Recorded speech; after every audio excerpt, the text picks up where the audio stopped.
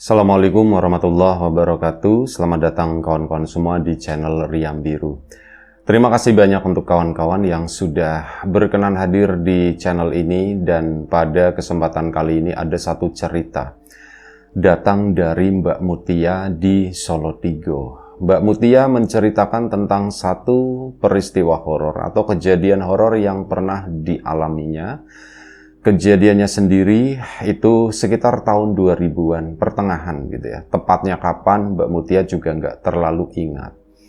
Jadi pada saat itu Mbak Mutia ceritanya gitu ya, namanya perempuan itu kan, apalagi usianya udah dewasa, itu kan ya mengalami yang namanya menstruasi. Dan pada saat itu Mbak Mutia memang ya kondisinya itu lagi dapet, dan kebetulan pada malam itu memang udah mampet, udah berhenti. Dia itu udah ngerasa ini mungkin dari sekitar jam 8 itu udah, loh ini sepertinya udah mampet gitu ya. Dan udah merupakan satu kebiasaan dari Mbak Mutia sendiri, kalau memang udah berhenti kayak gitu tuh bawaannya tuh pengen cepet ini ya, apa namanya, bersuci, mandi besar gitulah.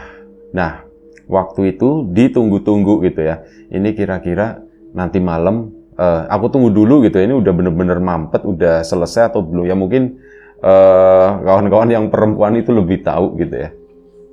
Rasanya seperti apa, detailnya seperti apa. Narator sendiri laki-laki jadi nggak pernah mengalami hal tersebut, mungkin kurang bisa menjelaskan gitu ya. Pokoknya perasaan itu gundah gulana gitu ya. Ini tuh sebenarnya udah berhenti atau belum ya gitu ya. Ditungguin kan sampai ya mungkin sekitar jam 9 malam. Nah, makin yakin sepertinya memang udah selesai gitu, dan akhirnya ya itu karena memang nggak nyaman kalau misal ditunggu sampai besok itu gimana gitu, rasanya tuh nggak enak. Akhirnya sekitar jam 10 malam pun ada kebingungan juga Mbak Mutia, ini aku mau mandi malam atau besok pagi aja kali ya, soalnya ini udah malam juga. Dan akhirnya dia pun memutuskan, udahlah mandi aja lah, masih jam 10 ini gitu ya. Dan orang-orang di rumah itu juga belum pada tidur, udah aku mandi aja. Akhirnya Mbak Mutia pun memutuskan ke belakang sana. Udah bawa handuk dan sebagainya, pakaian sih nggak ganti ya. Jadi udah menuju ke belakang, dan kamar mandinya Mbak Mutia sendiri itu posisinya di belakang rumah sana. Jadi untuk menuju ke kamar mandinya itu, ini rumah ada pintu belakang antara rumah utama dan area yang boleh dibilang, nah belakangnya itu benar-benar luar gitu ya, outdoor. Di sana itu kebonan. Kebonan memang punya keluarganya Mbak Mutia ya. Kebun yang bersih, ada beberapa pohon juga di situ, pohon-pohon besar kayak pohon nangka, ada pohon belimbing, ada pohon kelapanya juga, ada pohon jambu klutuk gitu, dan macam-macam. Pokoknya kebun ala-ala di kampung gitu, heterogen, banyak tanaman di situ, terutama yaitu tanaman-tanaman yang berbuah. Nah, di situ Mbak Mutia sendiri tidak pernah merasakan yang namanya takut atau bagaimana, soalnya memang lahir di tempat tersebut, besar pun di sana gitu ya. Jadi kebun itu pun juga menjadi area bermain Mbak Mutia, bahkan saat malam hari pun ya sesekali itu main di situ. Karena apa? Meskipun ini kebunan, di ujung sana itu ada rumah-rumah warga, dan rumah warganya itu bukan bagian belakang atau apa gitu. Jadi benar-benar deretan rumah-rumah warga, yaitu bagian mukanya. Makanya ya terang kayak gitu ya, tidak terlalu takut lah. Tapi itu di ujung, kalau di tengah kebunnya sendiri ya nggak ada lampu di situ. Paling lampu-lampu dari belakang rumahnya Mbak Mutia tersebut yang mencoba memaksa menembus kegelapan di situ. Nah, ini keluar pintu, itu langsung bisa melihat kebun ke sana. Menakutkan buat Mbak Mutia? Enggak, biasa aja. Belok kiri baru area kamar mandi. Nah, Dia pun akhirnya Mbak Mutia itu masuk ke dalam kamar mandi. Singkat cerita mulai gebiar-gebiur gitu ya. Memang dingin gitu dan waktu itu kan harus keramas dan sebagainya ya. Rambut itu basah gitu. Mandi, lagi mandi gebiar-gebiur. Nah, udah selesai tuh. Tinggal ngeringin rambut. Maksudnya setidaknya biar nggak basah-basah banget masuk ke dalam rumah gitu. Jadi diisik-isik dulu di dalam kamar mandi di situ. Nah, saat lagi ngeringin rambut pakai handuk itu, Mbak Mutia itu mendengar ada suara ayam, kruk kruk kruk kruk gitu kan. Ih, suara ayam. Ayamnya siapa ya? Apa belum masuk atau bagaimana gitu. Mbak Mutia sendiri nggak memelihara ayam, keluarganya. Ada mungkin tetangga gitu, cuman dia juga nggak terlalu ngerti. Cuman setaunya dia, kalau siang itu ada ayam-ayam yang memang main sampai ke kebunnya tersebut nyari makan. Ya Mbak Mutia, ini ayamnya siapa? Kok belum masuk jam segini didengerin? Kok ada bunyi kambing segala macam, Pak? Gitu.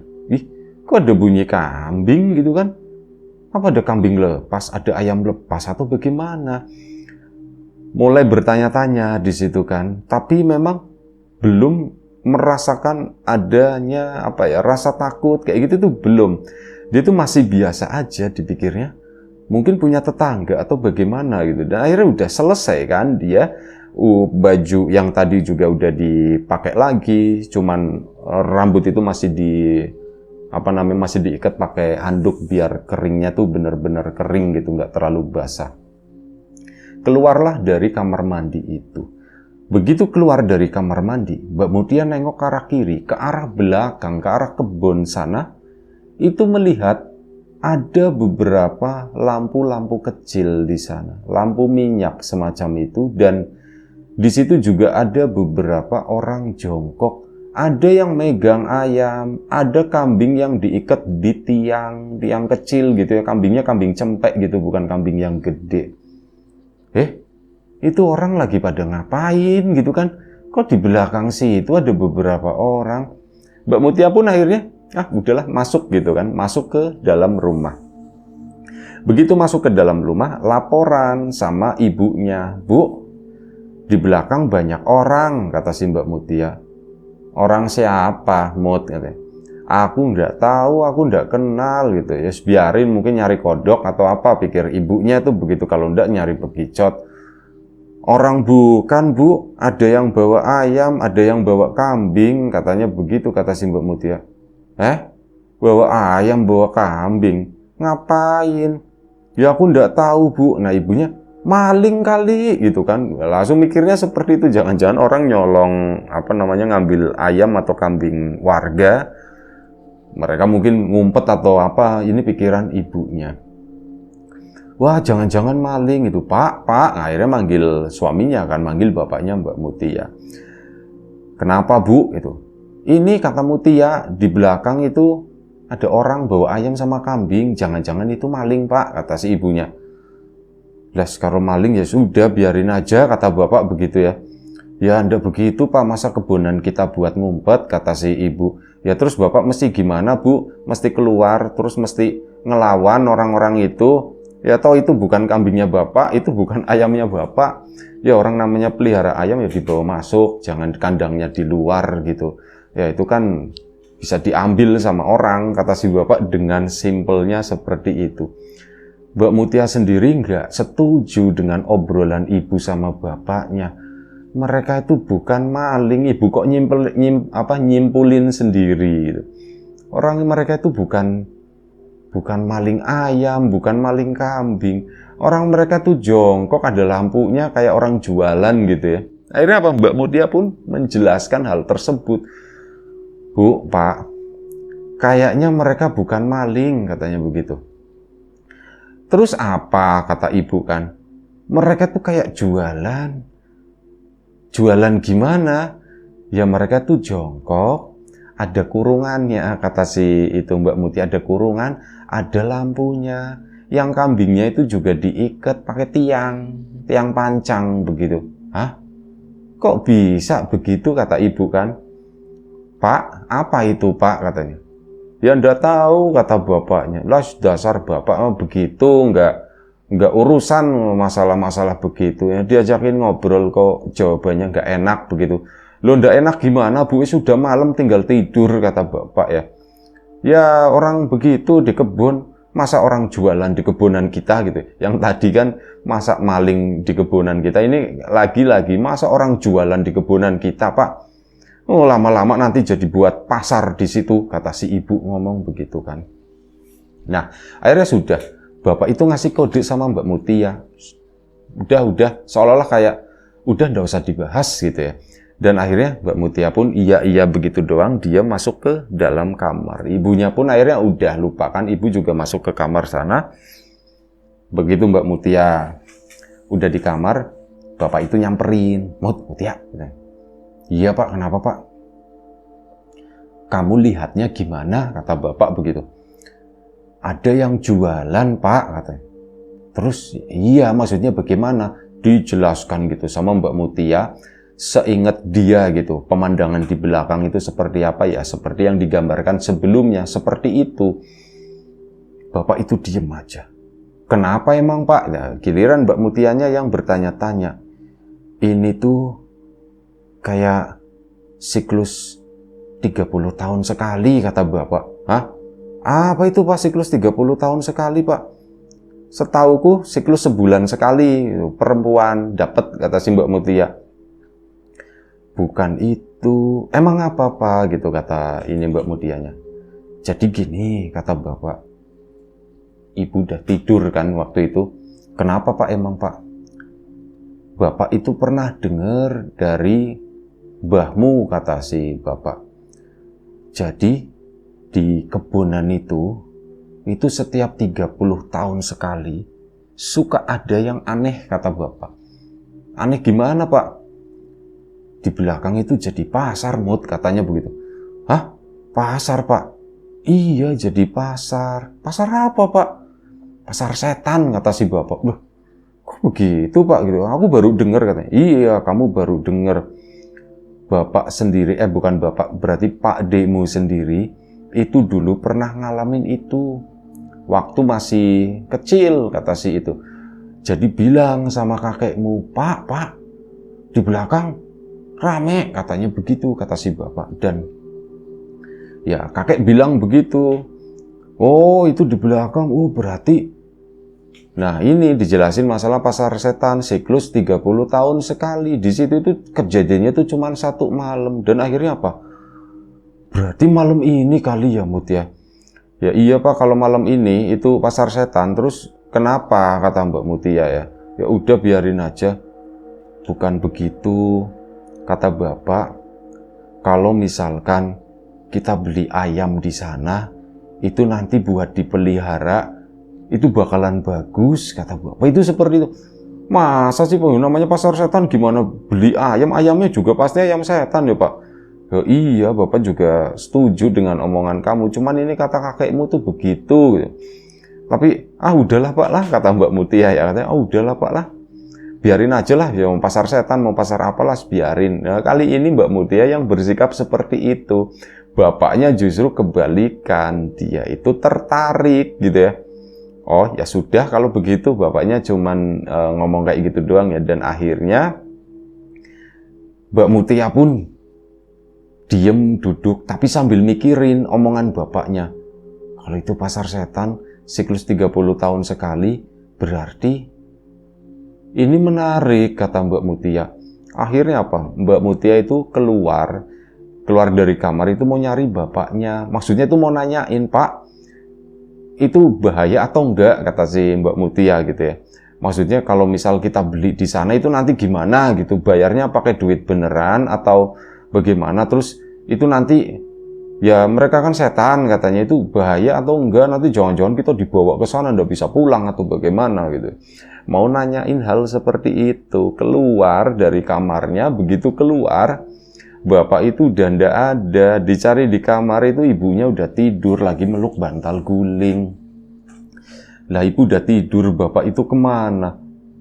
Jangan-jangan bapak keluar lagi, pikirnya Mbak Mut kan. Akhirnya apa? Dia pun ngikutin, pintu belakang itu dibuka, jegrek pelan-pelan. Bapak di belakang atau enggak?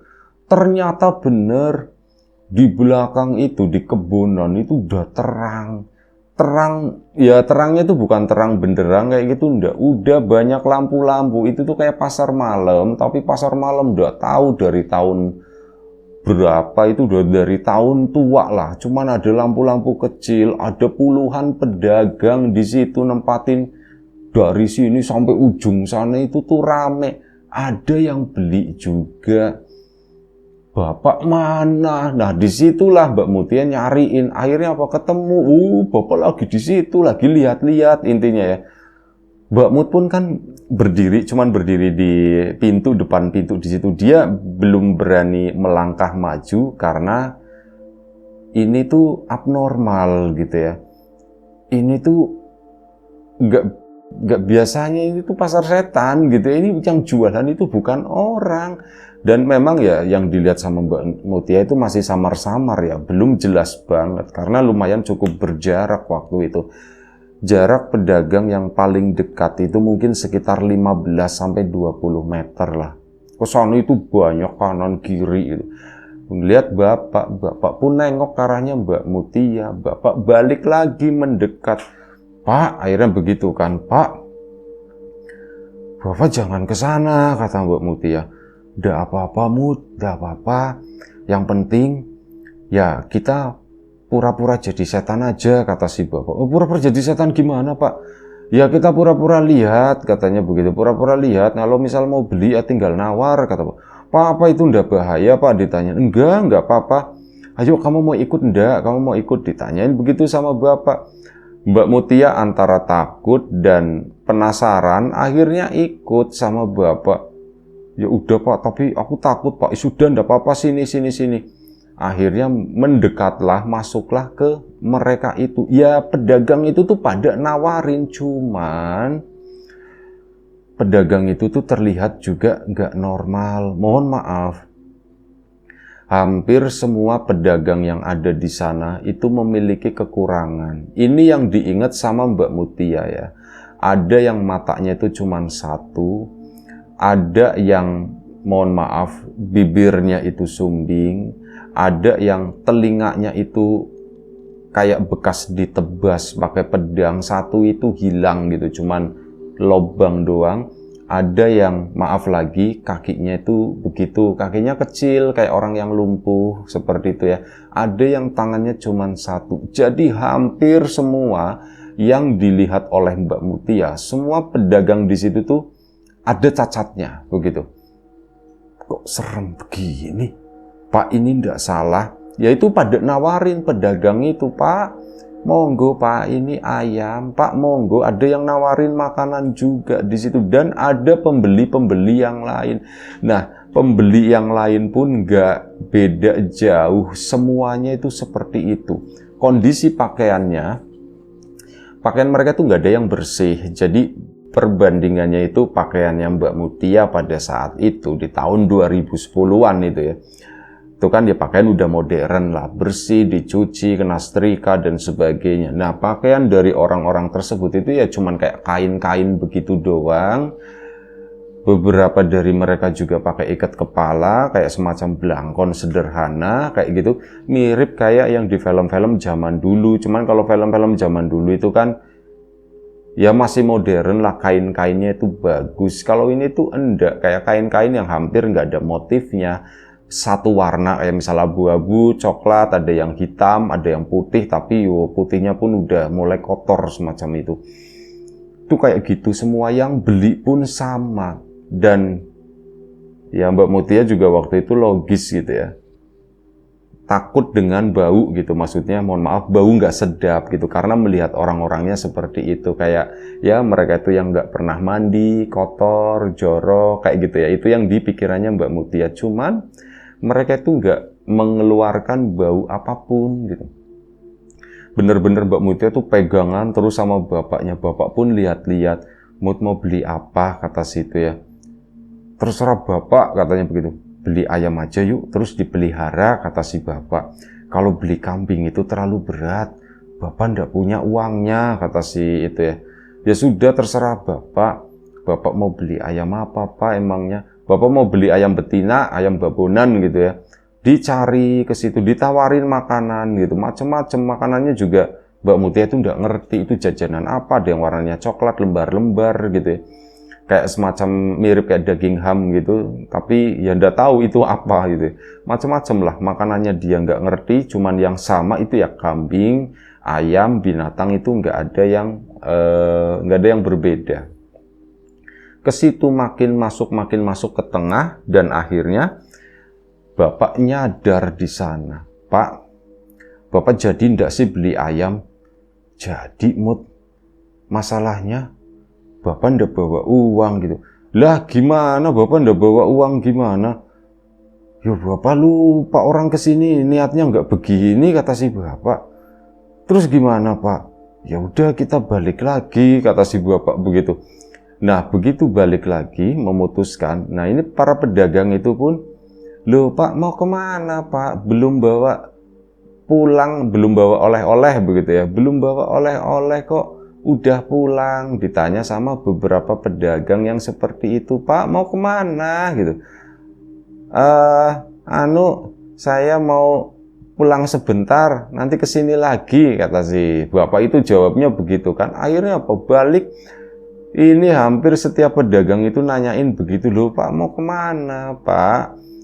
Jangan pulang dulu, mau kemana gitu ya. Bapak jawabnya, ini mau pulang sebentar, nanti kesini lagi. Jawaban Bapak itu terus seperti itu. Dan akhirnya apa? Bapak pun sama Mbak Mutia yang megangin Bapak terus dari belakang, akhirnya pulang ke rumah. Nengok ke arah belakang sana, pedagang itu masih ada. Bapak sama Mbak Mutia pun masuk ke dalam rumah kan.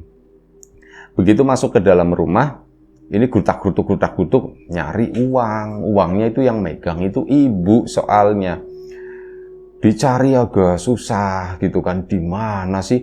Ya akhirnya Mbak Mutia, Pak, pakai uangku aja, katanya begitu. Emang kamu punya berapa, Mut? Aku ada ini Pak 60.000, katanya gitu. Oh 60.000 kayaknya cukup kali ya. Ya aku udah tahu menurut Bapak harganya berapa. Tadi nggak nanya Mut gitu. Ya sudahlah seadanya, kata si Bapak. Akhirnya apa? Duitnya Mbak Mutia itu 60.000 dikasihin ke Bapak. Ini Pak, Mbak Mutia kan mau ikut lagi gitu ya. Nah ibunya bangun. Bapak mau kemana sih gitu kan? Enggak kemana-mana Bu gitu. Ini mau nganterin Mutia ke belakang, katanya mules, kata si Bapak itu begitu. Iya Bu, mau ke belakang sebentar. Oh ya udah, ibunya pun tidur lagi. Nah ini Mbak Mutia sama Bapak akhirnya menuju ke belakang sana. Nah begitu buka pintu, jreng-jreng, sepi. Di situ udah nggak ada pedagang apapun, udah sepi, bener-bener sepi, kosong gitu. Lah, pada kemana, kata Bapak? Pak mungkin udah tutup kali Pak, gara-gara Bapak pulang tadi gitu. Iya kali ya Mut ya. Lah kok cuman sebentar doang, kata si Bapak. Lah terus ini gimana Pak? Ya udahlah masuk lagi, kata si Bapak. Akhirnya udah masuk. Nah begitu masuk, akhirnya ya malam itu sempat ngobrol-ngobrol sebentar. Mbak Mutia pun mikirin terus, pengen rasanya aku tuh bertanya gitu ya sama ya kakeknya Mbak Mutia itu udah ndak ada, tapi yang seumuran sama kakeknya itu masih ada. Rasa-rasanya pengen nanya sama orang-orang dulu mengenai ini bener atau enggak gitu ya. Akhirnya apa? Keesokan paginya sepakat nih Bapak sama Mbak Mutia, jadi kompak, Pak nanya yuk ke itu Ki Sarmat, katanya. Nanyain apa Mut? Yang semalam itu loh Pak kita lihat. Oh iya ya. Ya udah yuk ke sana. Akhirnya apa? Selang beberapa rumah doang dari Mbak Mutia. Nah Ki Sarmat sendiri ini orang yang deket sama kakeknya dulu gitu. Sama-sama orang kampung situ. Orang asli situlah. Nah akhirnya ke sana bertamu lah. Ki Sarmat juga, tumben mau ada apa gitu, ditanya begitu. Ini Ki,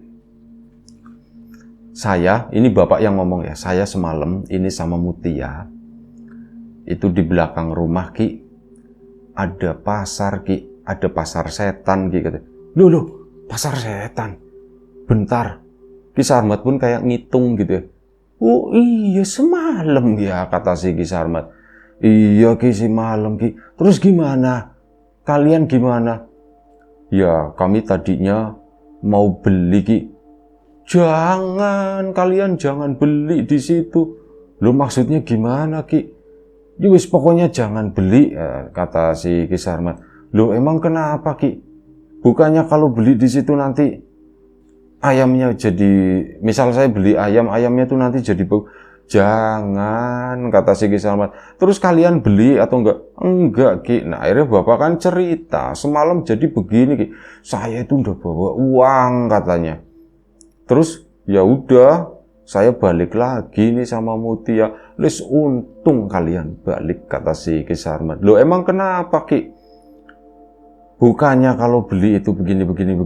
Enggak, itu salah. Itu informasi yang salah. Untung kalian tidak beli. Ya emang kenapa Ki kalau beli? Kalau beli itu artinya kalian tuh udah bisa balik. Kalaupun balik ya dua kemungkinan, kata si Ki Sarmat. Yang satu kalian gila. Kalau enggak ya kalian bakal mati dalam waktu dekat, kata Ki Sarmat begini. Mbak Mutia kan langsung ya lemes ngedenger itu ya Pak. Berarti untung semalam kita pulang ya Pak ya. Iya untung semalam kita pulang ya Mut ya. Untung Bapak nggak bawa duit ya Mut ya. Iya terus kalian gimana? Ya udah Pak, kami ya balik ke rumah ngambil duit, nih malah pakai duitnya Mutia gitu kan. Saya kan duit yang megang istri, ini yang akhirnya yang pakai duitnya Mutia. Pas balik lagi ke situ udah ndak, ya wis untung lah pasar itu kebukanya tuh cuman sekali kalian keluar, kalian masuk, kalian bisa keluar, udah itu nggak bakalan kebuka lagi, katanya begitu. Gitu ya Ki ya. Iya emang gitu, lain kali hati-hati ya, dicatat ya, ini sampaiin ke anak-anak kamu yang lain. Nanti besok-besok gitu ya, 30 tahun lagi, kata si Ki Sarmat, saya udah ndak ada. Ki jangan ngomong begitu, kata bapak, saya sedih. Alah sedih-sedih apa gitu kan, sedihmu palsu katanya. Yus beneran loh Ki, repot kalau sampean meninggal gitu. Loh repot kenapa? Emang kamu apanya saya gitu, kata si Ki Sarmat. Ya kalau sampean meninggal kan nanti saya ngelayat gitu kan, ya itu merepotkan Ki. Sama-sama ketawa bercanda bapak sama Ki Sarmat gitu ya. Terus akhirnya sudah pulanglah mereka. Begitu pulang cerita ke si ibu begini-begini, malah diomelin sama si ibu. Lain kali kalau udah malam udah usah keluar-keluar gitu kan. Nanti besok itu ditutup aja. Jadi ibu itu akhirnya antara kamar mandi sama pokoknya biar saat keluar dari rumah itu nggak melihat kebun, langsung ke sana. Jadi kamar mandi seolah-olah berada bagian dari dalam rumah. Ibu tuh sampai begitunya. Udah, nanti panggil tukang katanya. Ini dibenerin semuanya, diubah di ini biar kalau misal malam-malam itu nggak ngeliat kebun. Oh, kayak gitu ndak bener, kata si ibu kan. Ya, akhirnya sudah. Ya itu hasilnya itu tadi, dibangun di belakang situ kayak dikasih tutup lah, dikasih atap juga. Jadi begitu keluar rumah itu nggak melihat kebun lagi, dan untungnya Mbak Mutia sama Bapak malam itu nggak membeli sesuatu. Mungkin bener apa yang disampaikan oleh Ki Sarmat tadi. Itu aja satu cerita dari Mbak Mutia.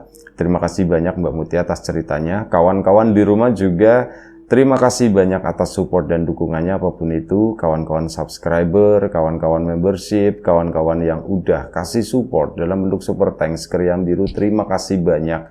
Kawan-kawan yang udah ngasih like, udah nge-share ke yang lainnya, kawan-kawan yang udah ninggalin komentar juga, terima kasih banyak. Kawan-kawan yang sudah memesan bawang gorengnya Wiji, kawan-kawan yang sudah mampir di channel Lapak Horor juga terima kasih banyak. Doa terbaik dari kami untuk kawan-kawan semua, semoga selalu diberi kemudahan dalam hal apapun, termasuk kemudahan dalam hal rezeki, yang sakit segera diberi kesembuhan, yang sehat tetap dijaga kesehatannya. Baik, sampai jumpa di episode selanjutnya Riam Biru. Jaga kesehatan kawan-kawan tentunya. Assalamualaikum warahmatullahi wabarakatuh.